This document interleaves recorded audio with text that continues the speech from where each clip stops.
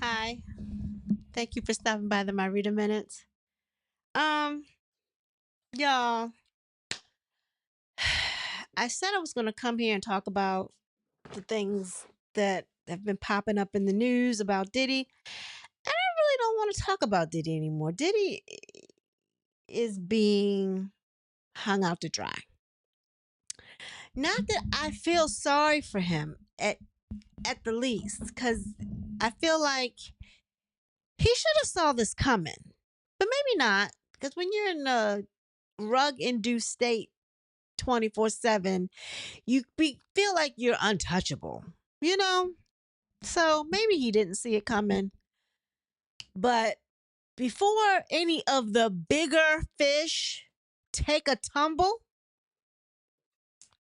he out. He out of here. And I feel sorry. That's what my gut is saying. I have no proof. Ain't nobody told me nothing.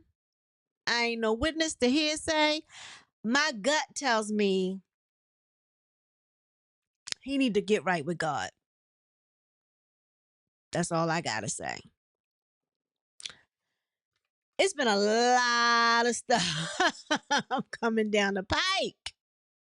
Coming down the pike.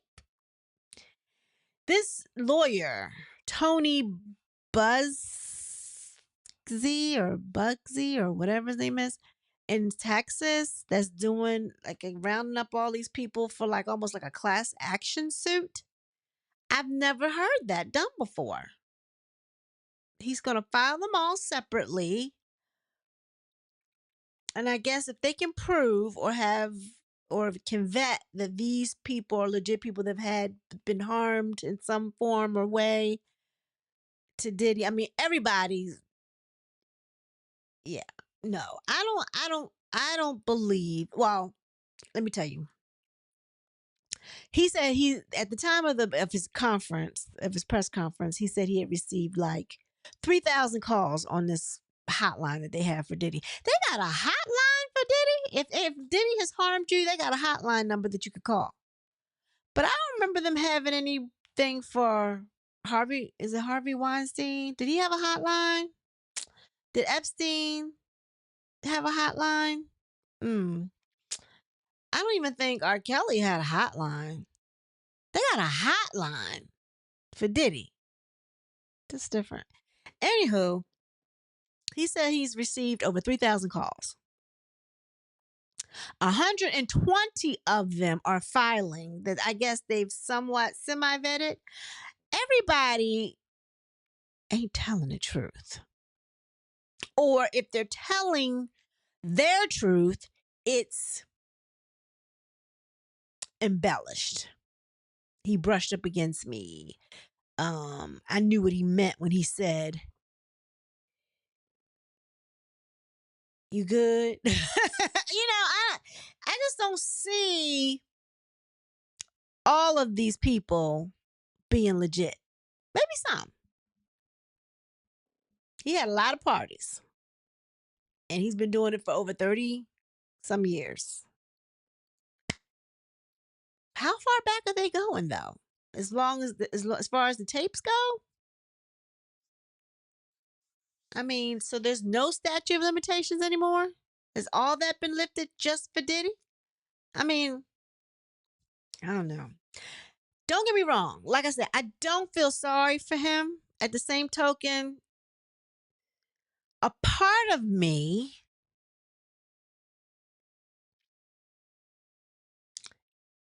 feels some way about not everybody getting the same treatment.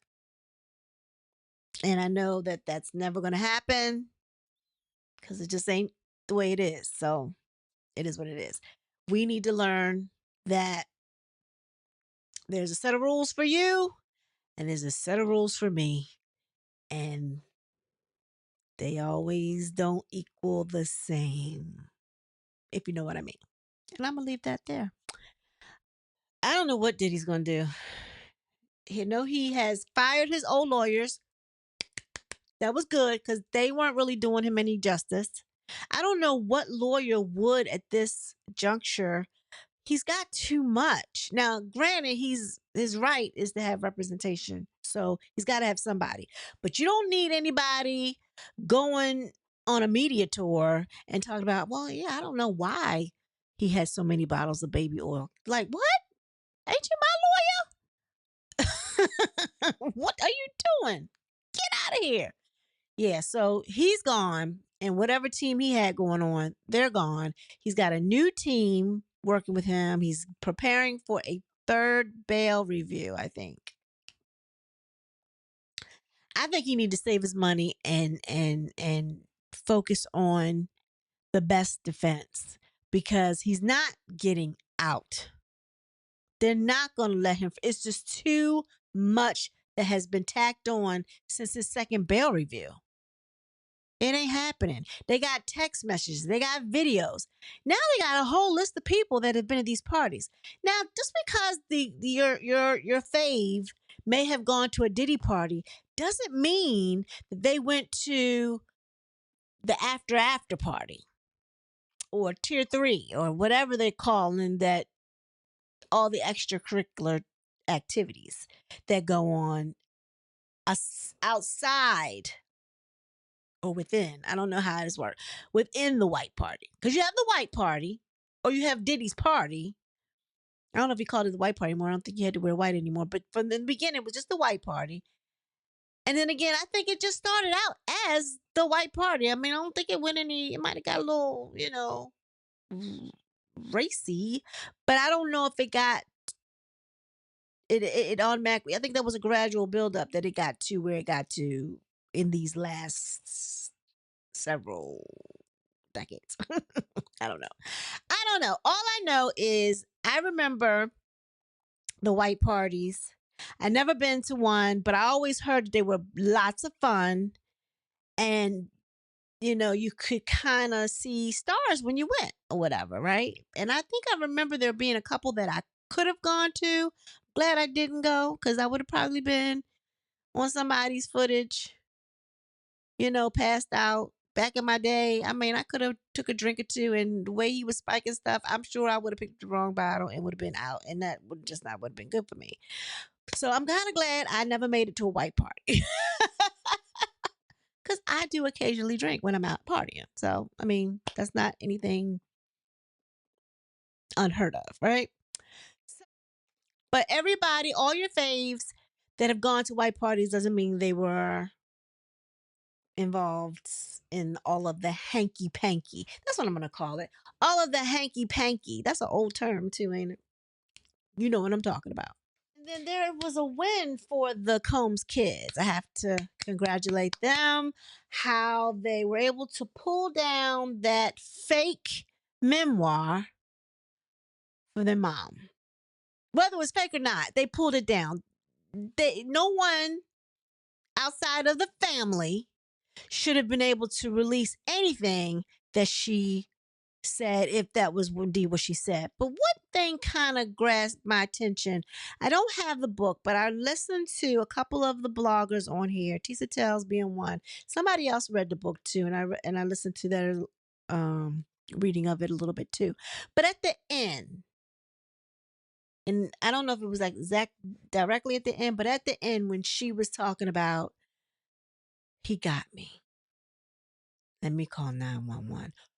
Why would she be writing that out as she thinks somebody has done something to her and she may not make it to the next minute? When I heard that, I was like, ain't nobody writing that. If you think you're dying, I am not writing. Oh my God. Oh my God.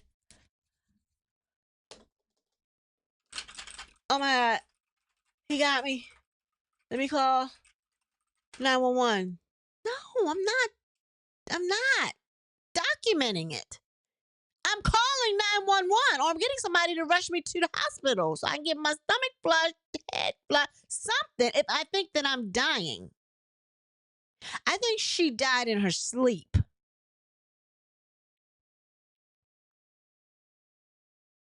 She was not writing a book. Her niece or her goddaughter was in the bed supposedly with her And when she woke up, she turned and I guess Kim looked like she was sleeping. She died in her sleep. She could have had a cardiac arrest in her sleep. Like she could have choked in her sleep. I'll never forget my girlfriend, one of my girlfriends, mom passed away. And I want to say, did she have an aneurysm? Or did she have a heart attack? I can't remember exactly what it was. But it was in front of her eye. That was actually, it wasn't in front of her, it was in front of her sister's eyes. Her sister was there. And her mom was trying to tell her what was going on with her. And she couldn't breathe. Or maybe it was her daughter that was there with her.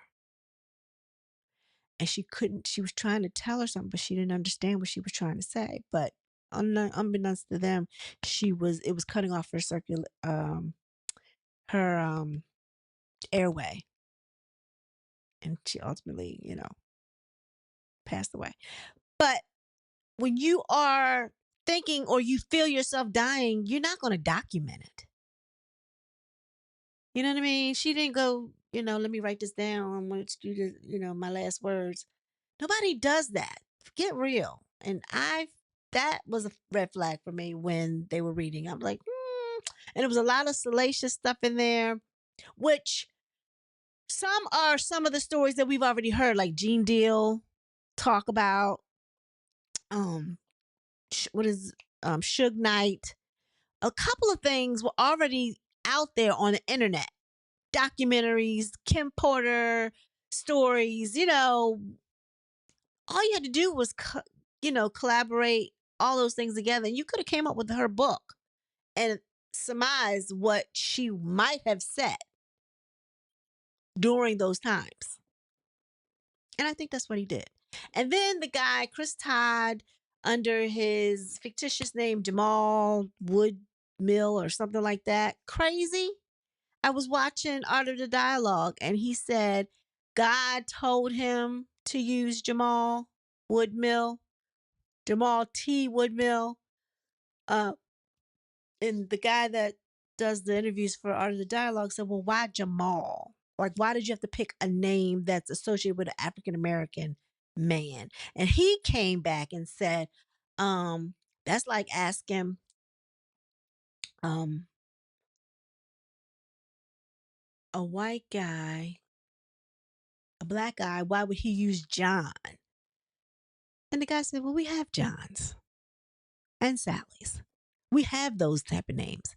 But I ain't never met a Caucasian man, a Latino man named Jamal. Never. Get out of here. Anyway, the kids got to win. They pulled it down. Now they need to sue his butt for the money that he made off the book while it was on sale. Get the money, let it go to Kim Estate and on to her children because Diddy money is a little tied up right now.